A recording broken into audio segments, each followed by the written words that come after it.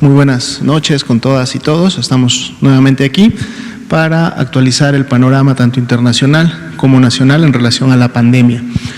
Aquí vemos las gráficas que ya estamos acostumbrados para la actualización internacional. Vemos cómo se sigue y continúa contrayéndose la pandemia a nivel mundial.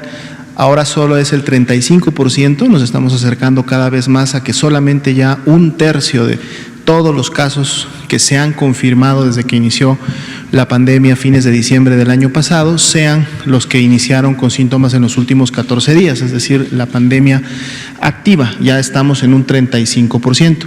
Y de la misma manera vamos viendo también cómo se sigue en el continente europeo disminuyendo esta cantidad de casos confirmados en los últimos 14 días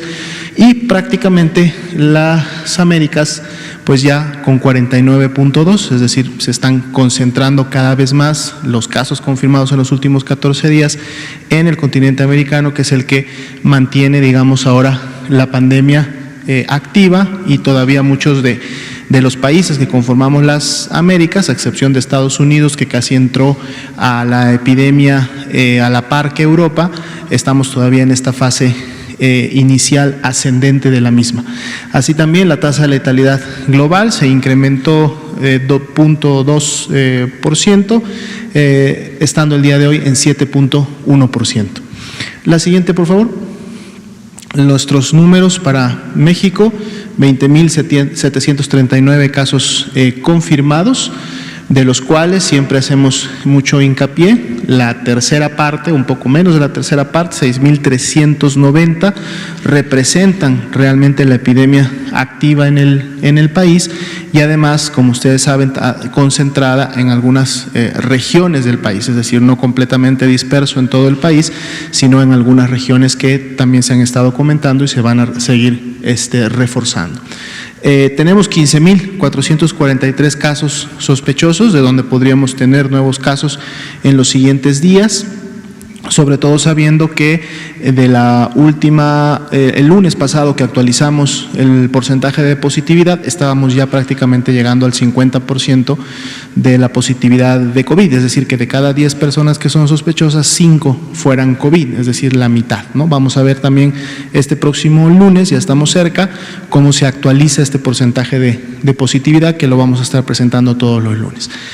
Lamentablemente también hay un incremento en el número de defunciones, 1.972 para el corte del día de hoy,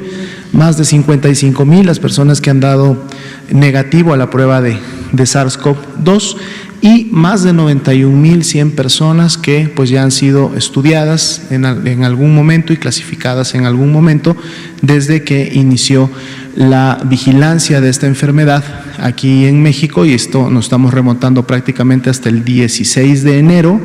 de este año, que fue cuando México desarrolló y tuvo disponible la prueba confirmatoria para COVID-19. La siguiente diapositiva, por favor. Vemos nuestra distribución de carga de enfermedad, es decir, de cantidad de casos confirmados. Aquí estamos con todos los casos, los acumulados desde que se inició con el primer caso confirmado el 27 de febrero, 20.739 que están distribuidos. En este mapa ya estamos viendo desde hace algunos días que pues prácticamente muchos de los estados, por esa carga acumulada, tienen ya colores rojos fuertes, y seguimos distinguiendo aquellos estados que se han mencionado, inclusive con la transmisión más activa, que tienen esta coloración marrón o café oscuro, que demuestra que han concentrado durante todo este tiempo la mayor cantidad de casos confirmados. En la siguiente diapositiva veremos la misma distribución, los mismos colores para las entidades federativas, pero ahora en un orden descendente para que ustedes los puedan identificar rápidamente como un dato estadístico, así como el número total en cada uno de ellos. En la siguiente diapositiva es un mapa similar, solo que ahora vamos a ver la distribución solo de la epidemia activa, es decir, los 6.390 casos que iniciaron con sintomatología en los últimos 14 días. Aquí ya no vemos tantos estados en color rojo, son menos, vemos sí ya algunos varios naranjas que no los teníamos a principio de semana, pero en la medida que va lógicamente desarrollándose la epidemia en México, las cargas de enfermedad siguen concentrándose y resaltan aquellos estados todavía en colores oscuros que, además que han tenido la transmisión desde más temprano en el año, actualmente todavía continúan concentrando la carga de enfermedad. En la siguiente diapositiva, igualmente, vemos la distribución descendente de la epidemia activa, y en la siguiente diapositiva vemos ahora sí la distribución por tasa de incidencia acumulada por cada 100,000 habitantes de esos 6.390 casos, para en los colores más oscuros, los verdes más oscuros, ahora sí poder hacer una comparación entre entidades federativas, sabiendo que los colores más oscuros son los que están realmente ahora sí concentrando la mayor transmisión y afectación poblacional de la epidemia activa en México. Y en la siguiente diapositiva vemos esta misma distribución, pero ahora también en barras descendentes, para que ustedes puedan identificar rápidamente cuáles son los estados que tienen esta mayor tasa de incidencia en comparación con las que no las tienen.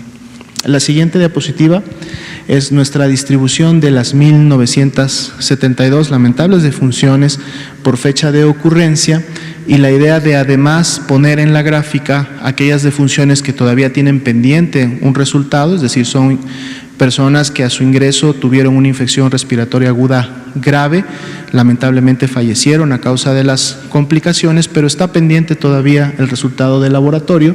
pero las colocamos para poder empezar a ver un poco cuál es la tendencia de cómo en los últimos días se están presentando estas defunciones, recordando que es como el dato se registra por la fecha en la que ocurrió, entonces en un lapso de 24 a 48 horas el sistema está en su momento actualizándose y arrojando lo más reciente, y nos permite ver este tipo de tendencias. Las defunciones que están todavía como sospechosas son pocas, 164 en comparación con las que ya se han confirmado, y no se han seguido apilando o acumulando en los últimos días, es decir, mantenemos una tendencia estable al menos en la última semana de ocurrencia.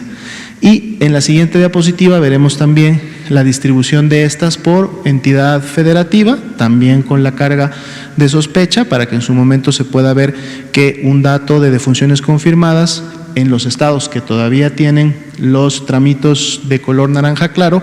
podrían incrementarse y podrían ser más las defunciones, y esto lo podremos ir viendo día a día en los cortes que se están llevando a cabo. La siguiente diapositiva, por favor. Vemos nuestra curva epidémica, recordando solamente en rojo los casos confirmados, en naranja claro los casos que aún son sospechosos, que por lo mismo ven que su distribución es solamente o prácticamente en los últimos días, es decir, están esperando un resultado de laboratorio, sabiendo que el resultado de laboratorio en promedio sale en 72 horas, pero los ponemos también juntos, también para, como similar a las difunciones, poder ver tendencias. Y entonces aquí si vemos, independientemente del color, que sea rojo o amarillo, y vemos una tendencia de cómo va la curva, pues es una tendencia francamente todavía ascendente, ¿no? Lógicamente algunos de los casos que están en naranja claro se van a terminar descartando, a menos que el porcentaje de positividad se haya incrementado todavía más, pero la tendencia como tal se mantiene, y es precisamente esta fase 3 en la que desde prácticamente enero-febrero se decía es el inicio de la curva, en este caso viéndolo como un componente nacional para todo México, de esa curva epidémica que tendrá que transitar el país, como lo han hecho en diferentes países. Claro, la gran diferencia, y de los datos que se tienen hasta el momento, es que esta curva no es tan elevada ni tiene tanta carga como lo que se ha observado en algunos otros países, sobre todo en Europa. En la siguiente diapositiva podemos ver ahora sí la carga, la curva con la carga acumulada de casos confirmados. Aquí están los 20.739 con los que se actualizó el día de hoy. La cantidad de casos positivos de un día para otro fue de 1.515. De hecho, ha sido el día en que más casos confirmados hemos tenido en las últimas 24 horas, representando un incremento del 7.9%, ¿no? Más o menos hemos tenido esos saltos, esos incrementos porcentuales en la última semana. Y bueno, en las barras de color naranja en la parte baja podemos ver precisamente un poco la altura que han significado cada uno de esos grupos de casos confirmados que han estado día con día, y podemos ver cómo las tendencias igualmente se mantienen. En las siguientes diapositivas vamos a poder ver la actualización de precisamente la disponibilidad y ocupación de camas a nivel nacional. Esto se hace a través del monitoreo de la red IRAG. IRAG, lo volvemos a comentar, infección respiratoria aguda grave, y el IRAG a su vez se compone en lo que sería un caso sospechoso con un cuadro clínico grave de COVID-19. Es el caso sospechoso al que en su momento hay que estudiar para confirmarlo o descartarlo. El informe o el corte, que es a la medianoche del día de ayer, en este momento, mientras estamos en la conferencia, todavía hay hospitales que están notificando sus datos, por lo tanto el de hoy lo podremos ver el día de mañana. Ayer se tenían 14.042 camas disponibles en todo México de camas de hospitalización general, es decir, para pacientes con IRAG, sospechosos de COVID-19, con algún signo de alarma, con algún nivel de gravedad, pero que no necesariamente requerían ser intubados, es decir, tener que colocar un ventilador de asistencia como tal. Estamos hablando de camas generales. Y el mismo reporte nos decía que también al corte de ayer habían ya 5.488 camas ocupadas. Esto quiere decir una ocupación del 28%. Si ustedes recuerdan, cuando empezamos con este informe, que fue precisamente el sábado pasado, hoy día es viernes, estaríamos cumpliendo una semana de que estamos presentando estos datos, iniciamos con un 21%. Entonces, en una semana, a un 28%, hemos crecido prácticamente entre un 7 y un 8% en la ocupación para la primera semana en la que estamos teniendo ya incrementos importantes en la carga de enfermedad. Son 649 hospitales los notificantes y también vemos cómo se ha incrementado el nivel o la tasa de notificación. El día de ayer fue del 95%, es decir, 619 hospitales notificaron a este sistema, a esta herramienta, sus datos. En la siguiente diapositiva vamos a ver la distribución de este 28% nacional, del que decíamos de camas de hospitalización general para casos sospechosos de COVID-19, que es el IRAG. Vemos ahora la distribución nacional, porque dependiendo de cada entidad federativa, esa proporción de ocupación o disponibilidad pues varía. Lógicamente seguimos teniendo a la cabeza en lo que se refiere a ocupación a la Ciudad de México, que ahora se incrementa a un 68%, Baja California continúa también con un 58%, el Estado de México 46% y Quintana Roo 40%. Serían los que tendrían los porcentajes de ocupación más elevados para este tipo de cama. En la siguiente diapositiva vemos ahora sí la cama crítica, o es decir, aquella que se utiliza para el paciente crítico que requiere de toda una serie de insumos, incluido un ventilador e incluido un grupo de profesionales de la salud especializados, porque entonces estamos ya ante un paciente que tiene falla respiratoria y que lógicamente tiene mucha más riesgo de fallecer a causa de la enfermedad. Aquí también vemos la Ciudad de México está entre los primeros lugares, está en el primer lugar de ocupación, 61%, Baja California también con un 49%, el Estado de México con 46%, y aquí es Sinaloa, en el caso de camas críticas, el que tiene arriba de 40 con un 44%. Vemos que son los primeros tres estados, tanto en camas generales como en camas críticas, pues son los que tienen la mayor cantidad de ocupación y por lo tanto la menor disponibilidad de este tipo de camas. Sería la actualización del panorama y la ocupación para el día de hoy.